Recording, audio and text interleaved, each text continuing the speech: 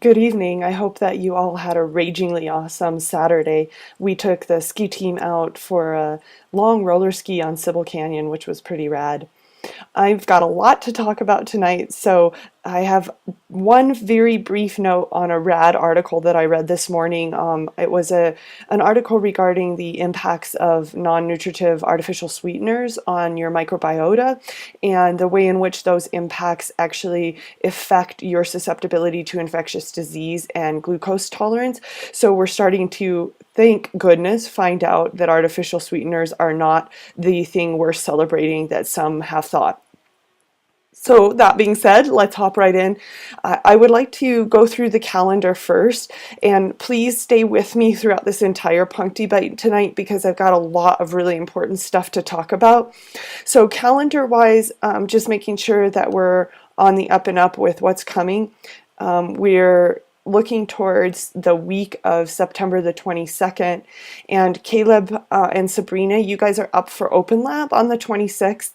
Also do make note for everyone that Tuesday is our first lecture exam, so there's going to be a lot of busyness going on that day, and because I will be helping to give the lecture for at least a couple of the sections, the 10 to noon section, I'll be helping with the lecture for that one. Heidi, you can let me know whether you want me to do the entire lecture, which is totally 100% fine, or whether you wanted to split it in half.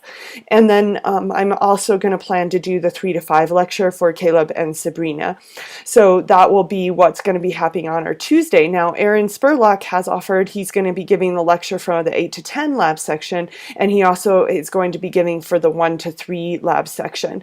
That being said, I want to definitely make sure that everyone is prepared on that day to do the pipetting demo.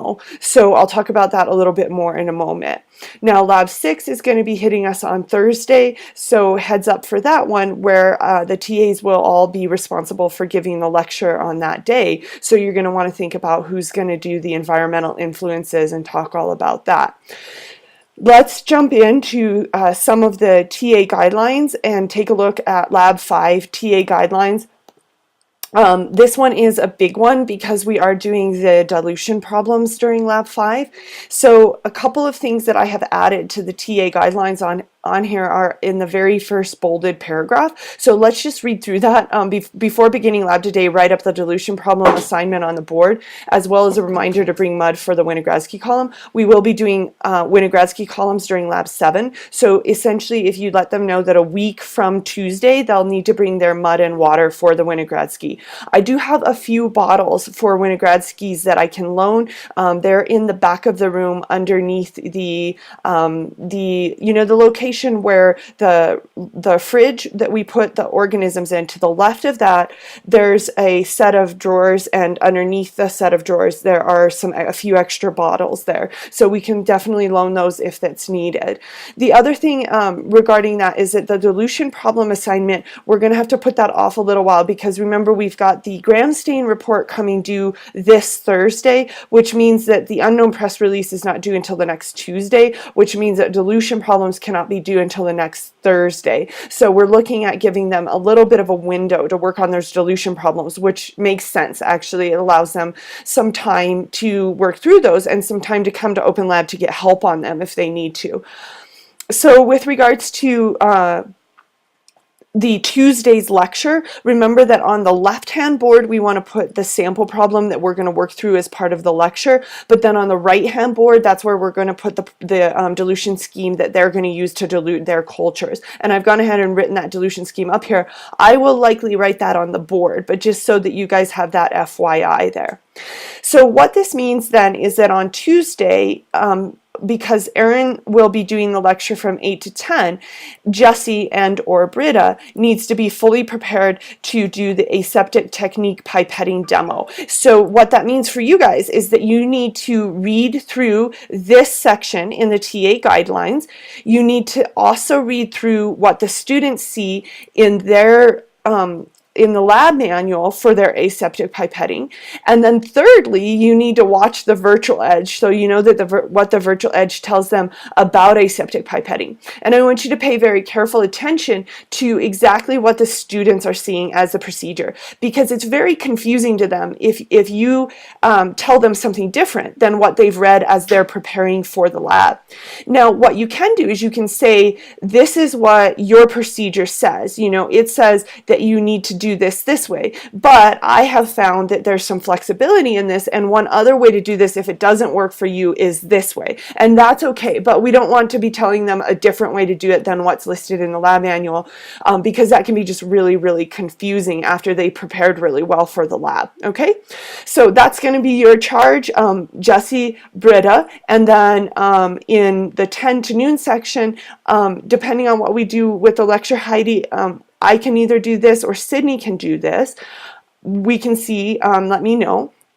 And then in terms of the 1 to 3, for that one, we can either see that Josh or Jonathan does that, but either one of you just needs to decide who's the busiest and decide who gets to do that demo, okay? And then finally, for the 3 to 5, Caleb, if you want to be prepared to give this demo, that would be fantastic. Okay, great. That being said, I want to go into Lab 6, but the first thing that I guess integrated with Lab 6 and the TA guidelines, I want to talk about how to prepare for a lecture, because a lot of you guys are doing excellent things with your lecturing, and I've seen some really good lectures and some good techniques for lecturing. But I've also recognized that sometimes when you've done this many semesters, and a lot of you are returning TAs, that what happens is you think, oh, I've totes given this lecture before, so I'm soup solid on what I'm going to do here. And then you just run into lab having not even looked at it.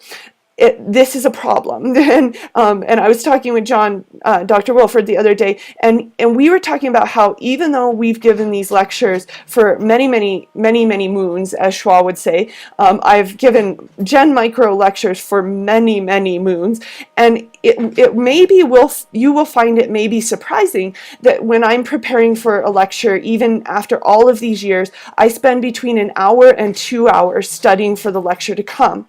So I've written out a list of, well, what am I doing over those hour to 2 hours? Because obviously I know microbiology and I know the content that I'm delivering. So what is it that I'm doing in the 2 hours of prep that I do for my lecture? So here's what I've written, and this is going to go onto your YO courses group so that you can have a copy of it as well. The first thing that I do is I read through the overall lecture for basic understanding, and sometimes I'll just breeze through it the first time and make sure I'm like, okay, this is the overarching content. The next thing that I do is I go through for details, and I look to add extra notes onto the lecture, things that are anecdotes or trivia or current events that relate to some of the points within the lecture. I add those on. Now for you guys, I have TA guidelines that should help you with that in adding notes onto your lecture, but also you may want to get some of your own. Maybe you want to add something about some of the current events that are pertaining, or for many of you, maybe your research pertains to what we're talking about in lab that day. So you might want to add examples that make it come alive in that way. If you get jazzed about something, your students are going to get jazzed about it, and that's a big thing to remember there.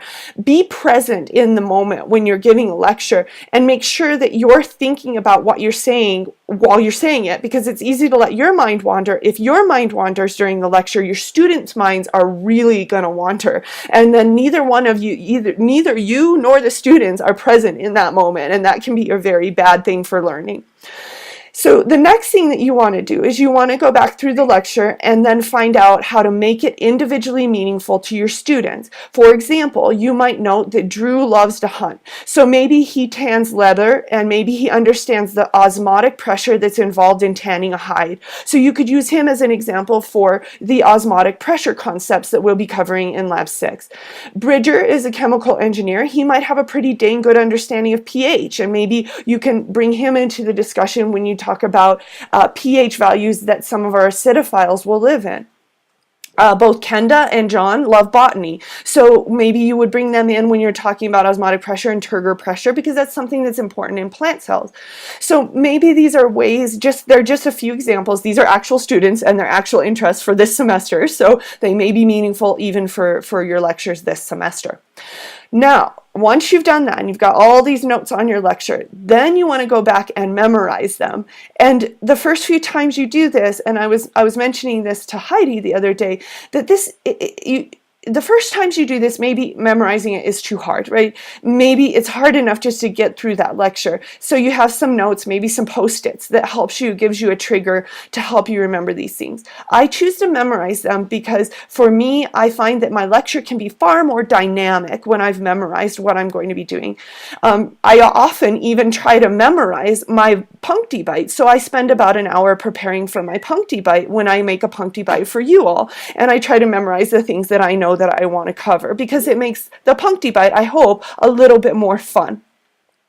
The next thing I do is really important. I go back and I memorize the order of the slides, because although we might know the content of each slide, we often don't think to memorize the slide order. That is, haven't you ever had a professor who the slide pops up and the professor sort of looks at it and says, oh yeah, that was next, right? If you memorize the order of the slides, you don't have to do that, and you don't have that hiccup in all that you're doing. I already talked about demonstrations and how to prepare for demonstrations, but I went ahead and put that on this list. And as I said, I'm going to put this up onto your YO courses group so that you can have this ready and handy. We can look now at the Lecture 6 TA guidelines and make sure that we can situate all of our recently gained knowledge on giving lectures into Lab 6.